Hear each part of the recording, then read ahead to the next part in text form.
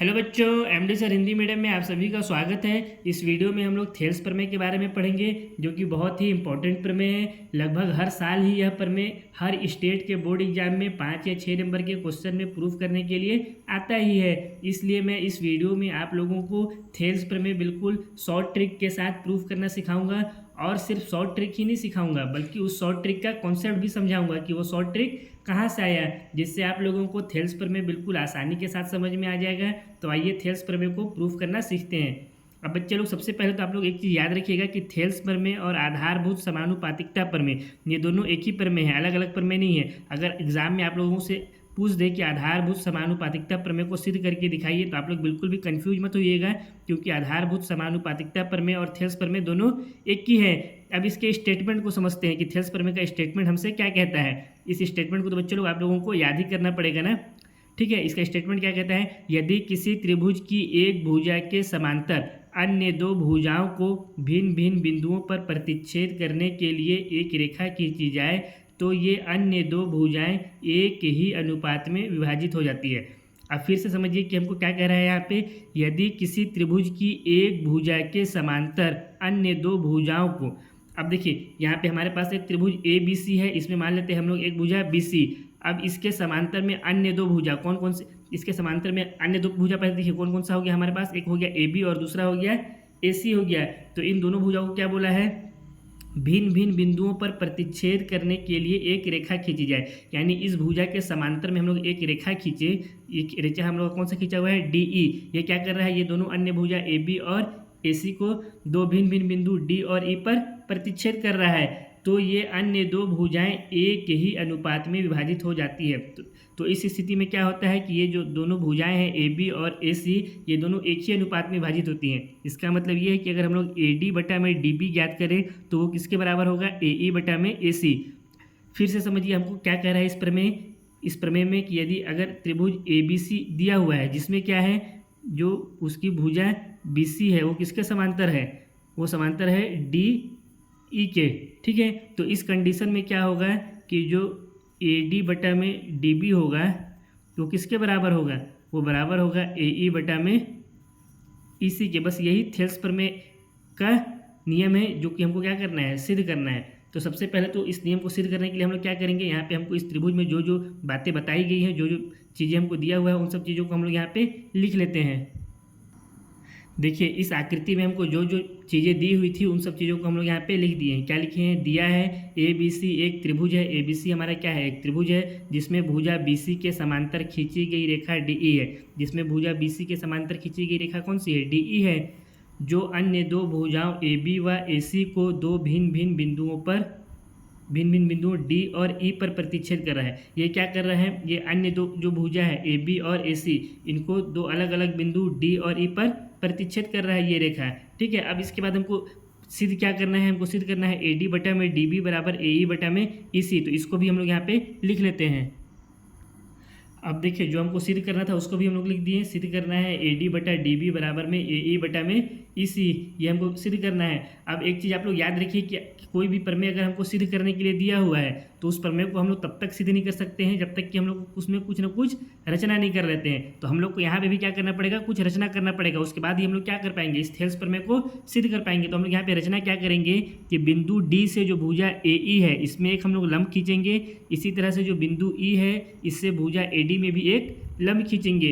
और जो बिंदु बी है, इसको बिंदु ई से मिला देंगे, और जो बिंदु सी है, इसको बिंदु डी से मिला देंगे। तो आइए जो जो रचना करना है उस रचना को हम लोग पहले कर लेते हैं। सबसे पहले क्या करेंगे? बिंदु डी से ई भुजा पर एक लंब खींच देंगे। इसका नाम हम लोग दे देते हैं डी एम।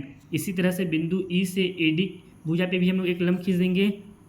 यहाँ से हम लोग एक लंब ए डी भुजा पे भी खींच देंगे। इसका नाम हम लोग क्या देते हैं? ई एन दे देते हैं। ठीक है, और क्या करेंगे? उसके बाद बी से ई को मिला देंगे।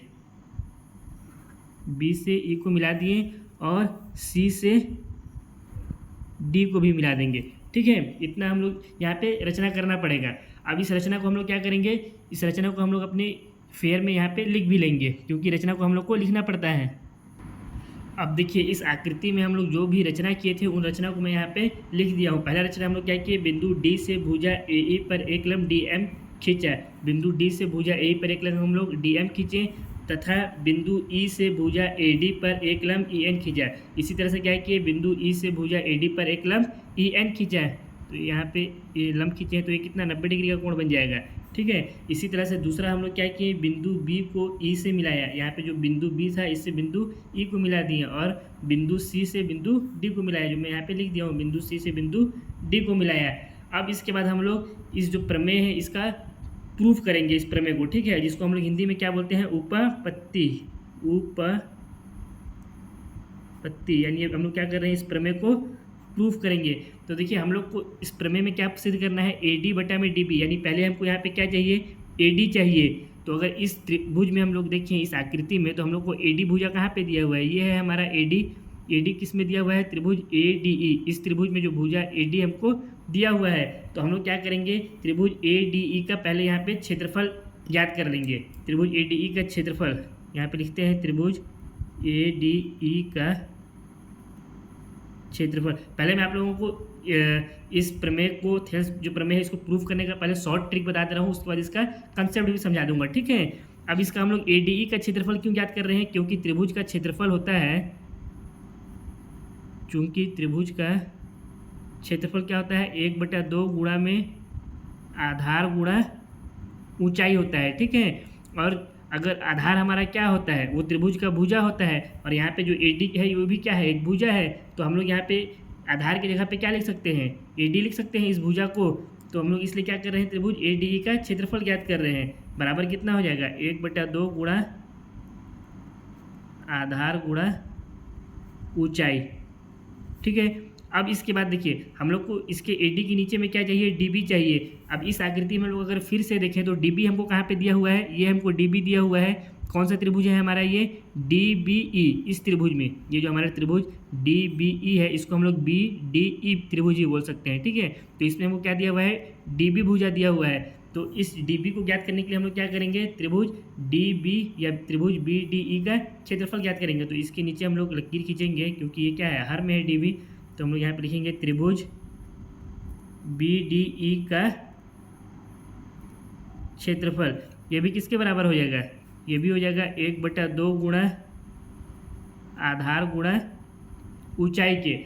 अब देखिए इसका पहले मैं आप लोगों को शॉर्ट ट्रिक बता रहा हूँ ना, तो इसमें आप लोगों को करना क्या है, जो हमारा आधार है यहाँ पे, आधार की जगह पे हम लोग क्या लिख देंगे, पहले तो सबसे पहले जो 1/2 है इसको हम लोग एज इट इज उतार देंगे, 1/2 हो गया इंटू आधार के जगह पे जो हम लोग को प्रूफ करना है, क्या प्रूफ करना है यहाँ पे लाने के लिए, AD लाना है।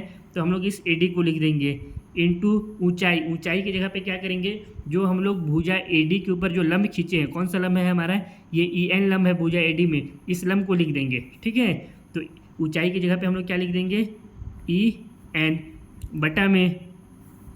अब यहाँ पे इसको थोड़ा सा मैं ऊपर कर दे रहा हूँ।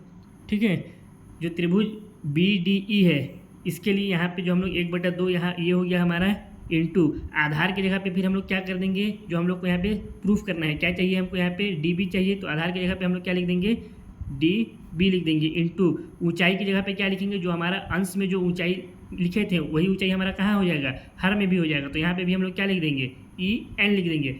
अभी मैं आप लोगों को इसका शॉर्ट ट्रिक बता रहा हूँ, उसके बाद मैं इसका कंसेप्ट भी बताऊंगा ऐसा हम लोग यहाँ पे क्यों लिखे हैं। ठीक है, पहले अभी आप लोग इसको समझिए। आधार की जगह पे हम लोग क्या लिखेंगे, ऊपर और नीचे दोनों जगह पे, जो कि हम लोग को यहाँ पे प्रूफ करना है। और ऊंचाई की जगह पे क्या लिखेंगे, जो पहले वाले जो भुजा AD था इसमें जो हम लोग लंब डाले हैं उस भुजा को लिख देंगे, और उसी ऊंचाई को हम लोग उसके हर में भी लिख देंगे। इससे हमारा होगा क्या है कि देखिए 1/2 से 1/2 कट जाएगा, और EN से EN कट जाएगा, तो बचा क्या हमारे पास, AD बटा में DB बच गया। यहाँ पे हमारे पास क्या बच गया, AD बटा में DB।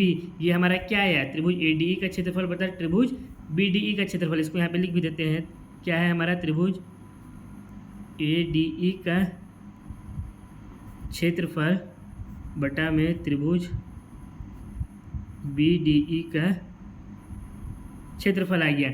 इसको हम लोग नाम दे देते हैं समीकरण नंबर 1। ठीक है, ये हम लोग नाम दे दिए इसको समीकरण नंबर 1। अब इसका कॉन्सेप्ट समझिए कि यहाँ पे हम लोग ऊंचाई की जगह पे EN क्यों रखे हैं। देखिए सबसे पहले तो AD हम लोग आधार की जगह पे क्यों रखे हैं, क्योंकि हम लोग आधार क्या होता है, भुजा होता है, और इस त्रिभुज में हम लोग क्षेत्रफल में भुजा क्या माने थे, भुजा हम लोग AD ही माने थे, इसी को तो हम लोग यहाँ पे भुजा माने थे। ठीक है, अब ऊंचाई की जगह पे EN क्यों रखे हैं ये समझिए।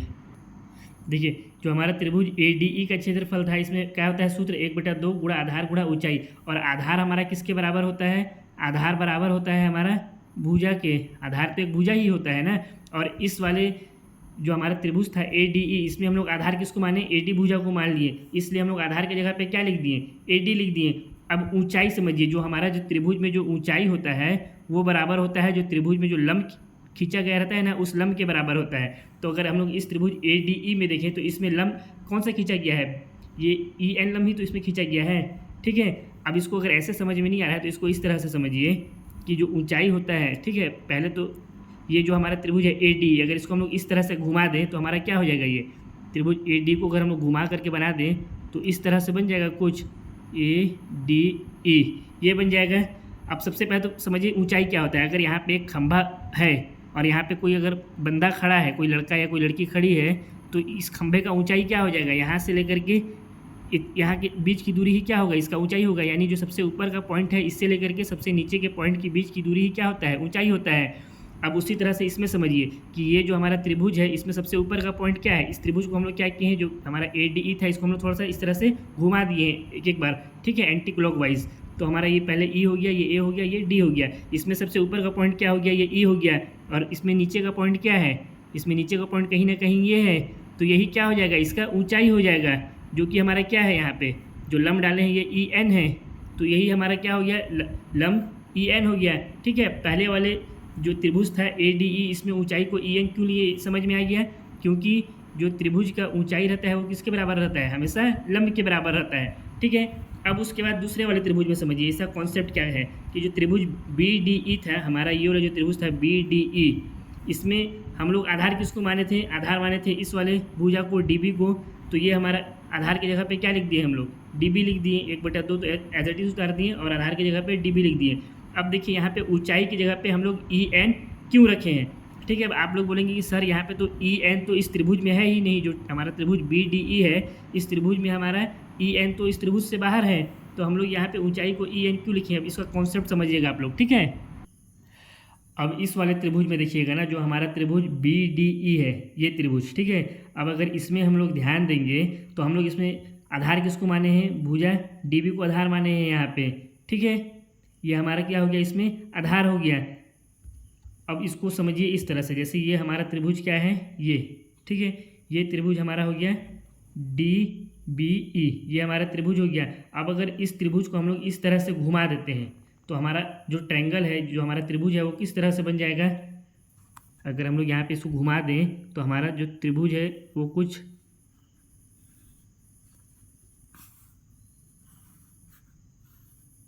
इस तरह से बन जाएगा। तो अगर हम लोग यहाँ पे देखिए कोण कैसा बन रहा है, हमारा जो कोण बन रहा है वो अधिक कोण बन रहा है, 90 डिग्री से ज़्यादा है। अगर यहीं पे अगर हम लोग देखें त्रिभुज बी डी ई में ही, तो यहाँ पे जो कोण बन रहा है वो कैसा कोण है, ये दिख रहा है हमको अधिक कोण है, ये 90 डिग्री से ज़्यादा का कोण है। तो इस कंडीशन में देखिए इस हम लोग क्या जानते हैं कि जो त्रिभुज का जो ऊंचाई होता है वो क्या होता है, उसके लंब के बराबर होता है। और लंब कितना होता है हमेशा, इसको मैं यहाँ पे लिख भी दे रहा हूँ नाम, ये हो गया हमारा डी, ये हो गया बी और ये हो गया ई, यही हमारा त्रिभुज था। इसको हम लोग क्या किए हैं, बस इसको इस तरह से एक बार पीछे ले जा करके इसको हम लोग एंटी क्लॉकवाइज घुमा दिए हैं, तो ये हमारा त्रिभुज इस तरह से बन गया, ठीक। अब हमारा जो त्रिभुज में जो ऊंचाई होता है वो किसके बराबर होता है, लंब में। अगर हम लोग इस त्रिभुज से, इस बिंदु ई से अगर इसके अंदर कोई लंब खींचें, इसके अगर त्रिभुज के अंदर ही डालें, तो यहाँ पे जो हमारा कोण बन रहा है ये किस तरह का कोण है, लंब हमारा कितना होता है डिग्री, हमेशा हम लोग जानते हैं लंब का मान होता है 90 डिग्री। और ये जो हमारा कोण है ये 90 डिग्री दिख रहा है, ये 90 डिग्री नहीं दिख रहा है, तो ये तो हमारा गलत हो जाएगा। तो इसका जो लंब गिरेगा वो कहाँ से आएगा, इसके जस्ट नीचे सीधा आएगा, ये इस तरह से, ठीक है, कहीं ना कहीं। और इसको हम लोग इस तरह से अगर आगे बढ़ा दें तो ये पॉइंट क्या हो जाएगा हमारा, ये पॉइंट हमारे, इसको मान लेते हैं, नाम दे देते हैं एन, ठीक है। तो अब अगर इस त्रिभुज को फिर से अगर हम लोग इस तरह से उल्टा घुमाएं, जैसे ये अभी हमारा त्रिभुज था ये, तो इसको अगर हम लोग फिर से इस तरह से अगर ऐसे घुमाएं जैसा कि यहाँ पे हमको दिख रहा है, तो ये जो हमारा ये जो ई एन है वो कहाँ जाएगा, कहीं ना कहीं इस तरफ ही आएगा, त्रिभुज के बाहर ही होगा। ये हमारा क्या है, ये 90 डिग्री यहाँ पे दिख रहा है लंब, यही तो हमारा क्या होता है, लंब भी त्रिभुज में उसका ऊंचाई के बराबर होता है। इसलिए हम लोग जो त्रिभुज हमारा बी डी ई था इसमें हम लोग ऊंचाई क्या माने हैं, ऊंचाई को ई एन मान लिए हैं, यही तो हमारा इसमें लंब है। अब अगर आप लोगों को इस तरह से भी समझ में नहीं आ रहा है तो इसको इस तरह से समझिए, जैसे यहाँ पे अगर कोई खंभा है और यहाँ पे कोई अगर आदमी खड़ा है तो इस खंभे की ऊंचाई कोई आदमी किस तरह से देखेगा, ज़मीन से लेकर के इसका जो सबसे ऊपर का पॉइंट है इसके बीच की दूरी को ही इसका ऊंचाई मानते हैं।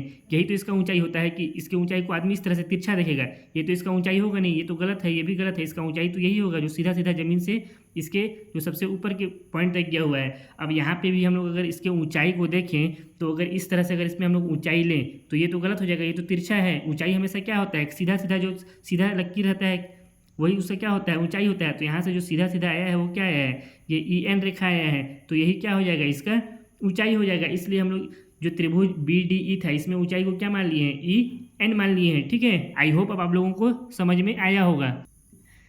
देखिए न्यून कोण त्रिभुज अगर दिया रहता है तो उसके लिए कोई दिक्कत नहीं है, ये सारा क्या है, ये न्यून कोण है। यहाँ पे जिसका जितना भी कोण है 90 डिग्री से कम है, तो इसमें जो हमारा ऊंचाई होता है वो त्रिभुज के ही क्या होता है, अंदर ही होता है। लेकिन अगर अधिक कोण त्रिभुज हमको दिया रहेगा इस तरह से, अगर कोई अधिक कोण त्रिभुज है तो उसमें कभी भी उसका जो ऊंचाई रहता है वो क्या होता है, हमेशा त्रिभुज के बाहर ही आता है। और उसमें जो भुजा रहता है वो त्रिभुज में जो दी गई भुजा है उसके बराबर ही होता है, उसका जो आधार होता है। ठीक है, इसका जो आधार है इसको हम लोग यहाँ से एन से लेकर के बी तक नहीं मानेंगे, इसका आधार को हम लोग डी बी ही लिखेंगे, क्योंकि अधिक कोण त्रिभुज में जो आधार होता है वो जो त्रिभुज की भुजा रहता है उसके बराबर ही होता है, ना कि उसके बाहर। जो हम लोग यहाँ पे लिए हैं एन से लेकर के बी तक, इसको हम लोग इसका आधार नहीं मानेंगे। इसका आधार क्या मानेंगे, जो त्रिभुज में दिया हुआ भुजा है, क्या दिया हुआ है, डी बी दिया हुआ है, तो हम लोग इसका आधार क्या मानेंगे, डी बी ही मानेंगे। और इसका जो ऊंचाई रहेगा वो क्या मान लेंगे, हम लोग ई एन मान लेंगे। ये सिर्फ और सिर्फ किसके लिए है, ये नियम अधिक कोण त्रिभुज के लिए है। तो इस नियम से हमारा यहाँ पे क्या आ गया, इस कॉन्सेप्ट से त्रिभुज ए डी ई का क्षेत्रफल बटा त्रिभुज बी डी ई का क्षेत्रफल हमारा गया ए डी बटा में डी बी। अब इसके बाद देखिए हमको क्या आगे प्रूफ करना है। अब हमको यहाँ पे क्या चाहिए, इसको थोड़ा सा और नीचे कर दे रहा हूँ। अब हमको यहाँ पे चाहिए ए ई बटा में ई सी। तो देखिए इस आकृति में हमारा ए ई कहाँ पे दिया हुआ है, हमारा ए ई जो है यहाँ से लेकर के यहाँ तक दिया हुआ है ए ई, और ये किस डायग्राम में है, ये त्रिभुज ए डी ई में दिया हुआ है ए ई भुजा। तो हम लोग इसके लिए क्या करेंगे, त्रिभुज ए डी ई का फिर से क्षेत्रफल ज्ञात करेंगे, और इसके बटा में ई सी है। तो ई सी हमको कहाँ पे दिया हुआ है, ये है हमारा ई सी। ये किस त्रिभुज में है, ये है बी ई सी त्रिभुज में है। तो हम लोग क्या करेंगे इसके लिए, त्रिभुज ये त्रिभुज डी ई सी, इसको तो हम लोग ले लिए ना बी पॉइंट को। अब हम लोग क्या बच गया, डी ई सी बच गया, बी को तो हम लोग ले लिए थे। तो अब यहाँ पे देखिए डी ई सी त्रिभुज में हमारा क्या है, ई सी है। तो हम लोग क्या करेंगे, पहले तो त्रिभुज ए डी ई का क्षेत्रफल ज्ञात करेंगे, फिर उसके बटा में हम लोग त्रिभुज डी ई सी का क्षेत्रफल ज्ञात करेंगे, जिससे हमको क्या मिल जाएगा, ए ई बटा ई सी मिल जाएगा। इसका भी पहले मैं आप लोगों को शॉर्ट ट्रिक बताऊंगा, उसके बाद इसका कॉन्सेप्ट समझाऊंगा। तो आइए इसके लिए सबसे पहले हम लोग लिखते हैं त्रिभुज ए डी ई का क्षेत्रफल बटा में त्रिभुज डी ई सी का क्षेत्रफल, त्रिभुज डी ई सी का क्षेत्रफल। ये क्या हो जाएगा, 1/2 गुणा आधार गुणा ऊंचाई, और ये भी क्या हो जाएगा 1/2 गुणा आधार गुणा ऊंचाई। अब इसका शॉर्ट ट्रिक समझिए। सबसे पहले हम लोग क्या करेंगे, 1/2 की जगह में 1/2 ही लिखेंगे, इंटू आधार की जगह पे क्या लिखेंगे, जो हम लोग को प्रूफ करना है, जो हमको चाहिए। हमको क्या चाहिए था, हमको चाहिए था ए ई बटा में ई सी, हमको यही तो चाहिए राइट हैंड साइड में। तो हम लोग क्या करेंगे, आधार की जगह पे क्या लिख देंगे, ए ई लिख देंगे। इसमें हम लोग आधार क्या हो जाएगा, ए ई इंटू ऊंचाई। ऊंचाई की जगह पे क्या लिखेंगे, जो हमारा इस भुजा ए ई में जो लंब खींचा गया है उसको हम लोग क्या लिखेंगे, ऊंचाई। तो भुजा ए ई में लंब हमारा क्या है, डी एम ही तो लंब है इस भुजा में। तो ऊंचाई की जगह पे हम लोग क्या लिख देंगे, डी एम। इसके बटा में अब 1/2 की जगह में हो गया हमारा 1/2 इंटू आधार की जगह पे हम लोग क्या लिखेंगे, हमको क्या चाहिए, इसी चाहिए। तो हम लोग आधार की जगह पे लिख देंगे इसी इंटू, अब ऊंचाई की जगह पे भी हम लोग क्या लिख देंगे, जो हमारा अंश में ऊंचाई है उसी को हम लोग हर में भी लिख देंगे। क्यों लिखेंगे ये आप लोगों को मैं आगे समझाऊंगा, पहले इसका शॉर्ट ट्रिक समझिए। देखिए 1/2 से 1/2 कट गया, डीएम से डीएम कट गया, तो हमारे पास बचा क्या, ए ई बटा में इसी आया। हमको यही तो यहाँ पे चाहिए था। तो ये ए ई बटा में इसी क्या है, त्रिभुज ए डी ई का क्षेत्रफल, त्रिभुज ए डी ई का क्षेत्रफल बटा में त्रिभुज डी ई सी का क्षेत्रफल, यही तो है ए ई बटा में ई सी। इसको हम लोग नाम दे देते हैं समीकरण नंबर 2। अब इसका कॉन्सेप्ट समझिए ना।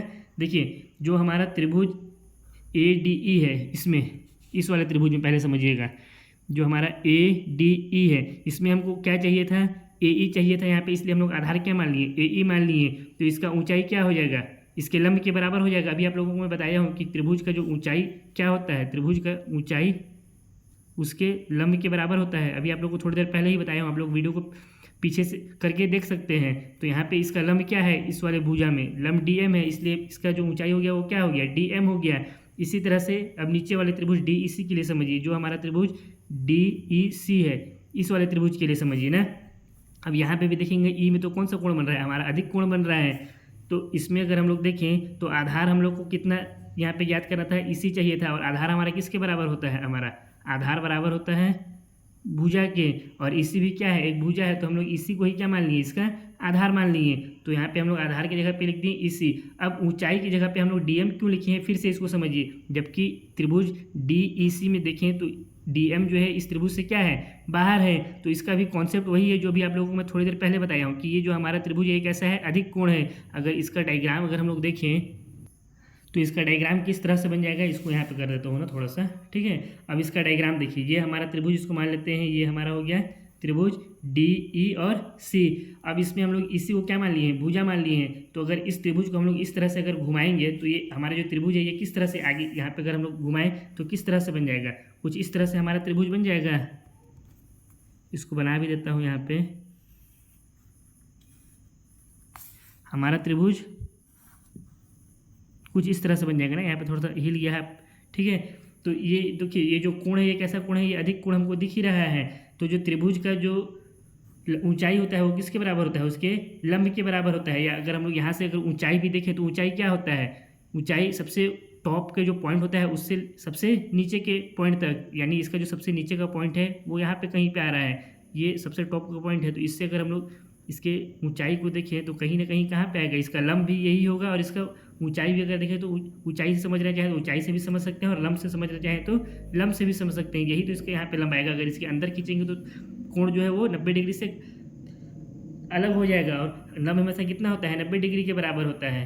अब इस त्रिभुज को मान लेते हैं, इसको हम लोग नाम दे देते हैं। ये हमारा क्या नाम दिया हुआ है, ये है हमारा सी, तो यहाँ पे हम लोग लिख देंगे सी। ये है ई, तो यहाँ पे लिख दिए ई। ये हो गया हमारा डी, और इसको नाम दे देते हैं एम।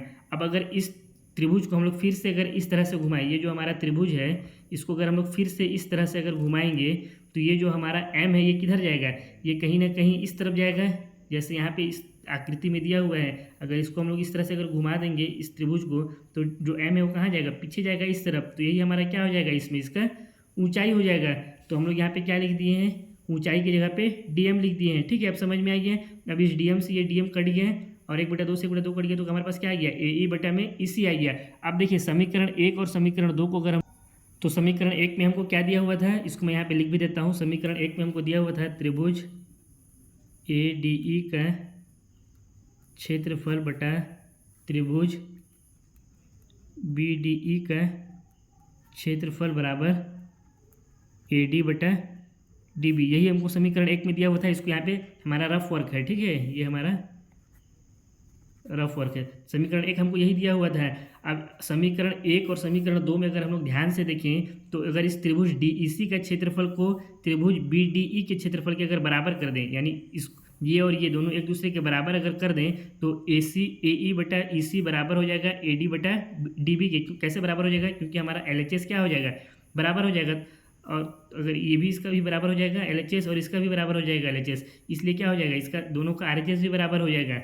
तो देखिए इसको हम लोग बराबर कैसे करेंगे, 9th क्लास का एक कॉन्सेप्ट था, आप लोग पढ़े भी होंगे, आप लोग को याद भी होगा कि अगर दो समांतर रेखा है, यहाँ पे मैं बना भी देता हूँ कि अगर दो समांतर रेखा है, ठीक है, तो वो दो समांतर रेखाओं के बीच में अगर किसी एक आधार पर, मान लेते हैं ये और ये हमारा एक आधार है, इसको नाम दे देते हैं बी सी।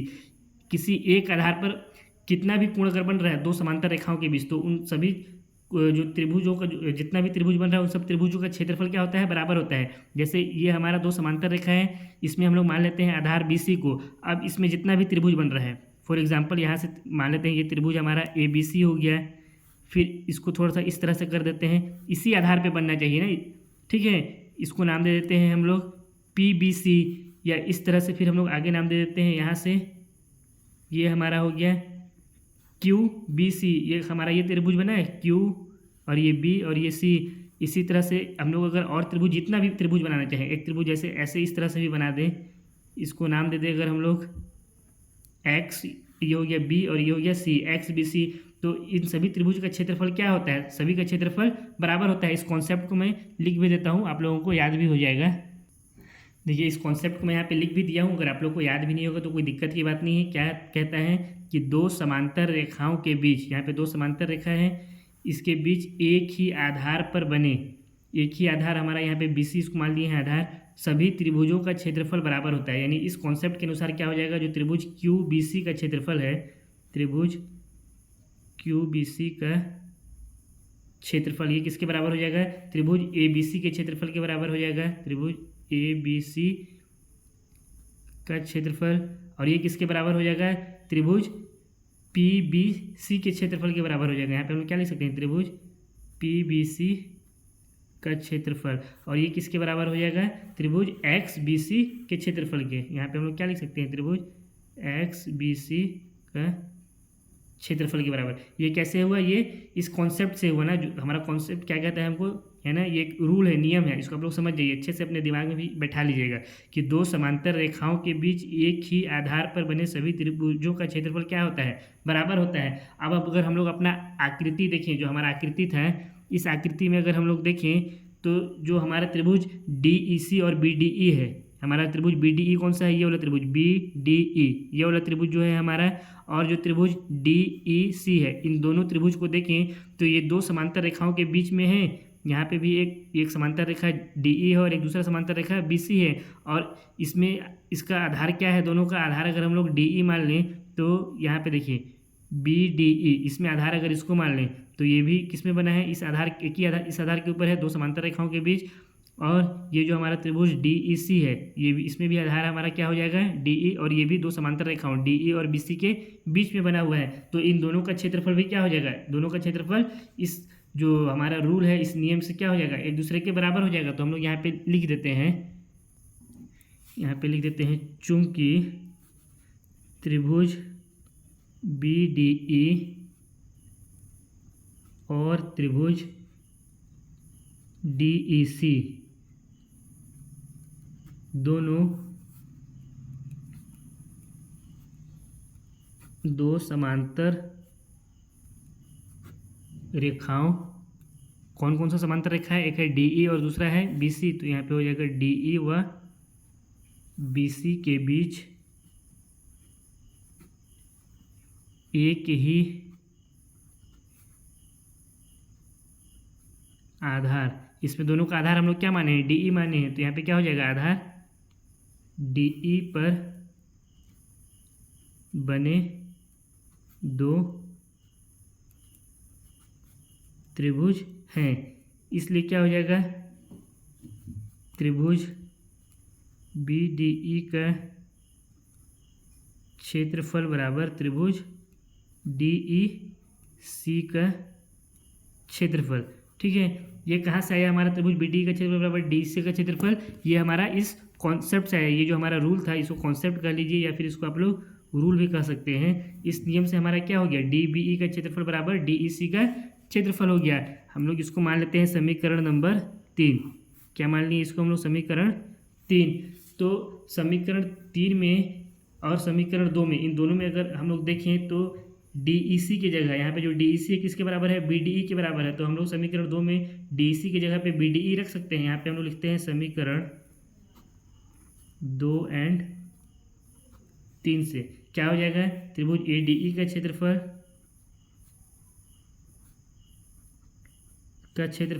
बटा में त्रिभुज DEC का क्षेत्रफल किसके बराबर है, त्रिभुज DEC का क्षेत्रफल त्रिभुज BDE के बराबर है। तो हम लोग यहाँ पे लिख सकते हैं त्रिभुज BDE का क्षेत्रफल बराबर किसके हो जाएगा, AE बटा में EC दिया हुआ है, ये हो गया हमारा AE बटा में EC।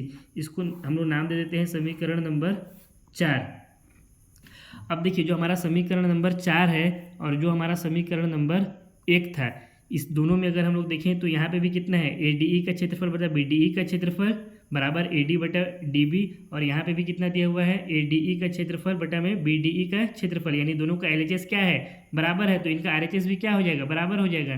तो हम लोग यहाँ पे लिख सकते हैं समीकरण 1 और 4 से क्या हो जाएगा हमारा, AD बटा में डी बी बराबर ए ई बटा में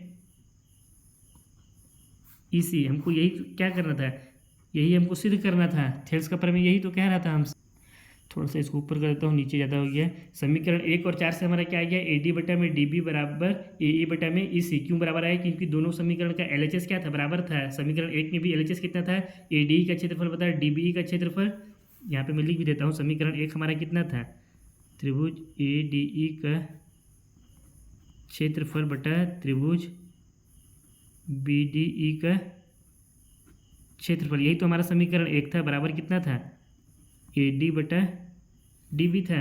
अब यहाँ पे देखिए, इसका भी एल एच एस और इसका एल एच एस, दोनों का एल एच एस सेम है, तो दोनों का एल एच एस सेम है, तो इनका आर एच एस भी क्या हो जाएगा, दोनों का बराबर हो जाएगा। तो समीकरण 1 और 4 से क्या आ गया, ए डी बटा में डी बी बराबर ए ई बटा में ई सी। यही हमको क्या करना था, सिद्ध करना था, जो कि हमारा क्या हुआ, सिद्ध हुआ। या फिर इसको आप लोग यहाँ पे लिख दीजिए, प्रूव्ड। इसी के साथ थेल्स प्रमेय जो है हमारा कंप्लीट होता है। आशा करता हूँ आप लोगों को ये वीडियो पसंद आया होगा। अब आप लोग इस प्रमेय को खुद से अपने कॉपी में 2 से 3 बार बिना देखे प्रैक्टिस करेंगे। अगर फिर भी आप लोग कहीं पे कोई डाउट रहेगा तो आप लोग कमेंट बॉक्स में अपने डाउट को पूछ सकते हैं। आप लोग के डाउट को जरूर क्लियर किया जाएगा। अब बहुत जल्द हम लोग प्रश्नावली 6.2 में मिलेंगे, लेकिन उस प्रश्नावली को पढ़ने से पहले आप लोग थेल्स प्रमेय को बिल्कुल अच्छे से समझ जाइएगा, क्योंकि प्रश्नावली 6.2 इस प्रमेय के बगैर हम लोग नहीं बना सकते हैं। ठीक है, पहले आप लोग इस प्रमेय को अच्छे से समझिएगा, उसके बाद ही प्रश्नावली 6.2 को पढ़ने आइएगा। क्योंकि प्रश्नावली 6.2 में लगभग जितने भी क्वेश्चन दिए हुए सब में थेल्स प्रमेय का हम लोग को क्या करना पड़ेगा, यूज़ करना पड़ेगा। अब बहुत जल्द हम लोग प्रश्नावली 6.2 में मिलते हैं, तब तक के लिए बेस्ट ऑफ लक। और हाँ, अगर वीडियो पसंद आया है तो वीडियो को लाइक करना ना भूलें, साथ ही वीडियो में कमेंट भी करिए और इस वीडियो को अपने दोस्तों के साथ भी शेयर करिए। और अगर इस वीडियो का पीडीएफ आप लोगों को चाहिए तो इसका पीडीएफ आप लोग को एमडी सर के टेलीग्राम चैनल पर मिल जाएगा। आप लोग टेलीग्राम चैनल ज्वाइन कर सकते हैं, जिसका लिंक आप लोगों को डिस्क्रिप्शन बॉक्स में मिल जाएगा। अब बहुत जल्द हम लोग प्रश्नावली 6.2 में मिलेंगे, तब तक के लिए बेस्ट ऑफ लक।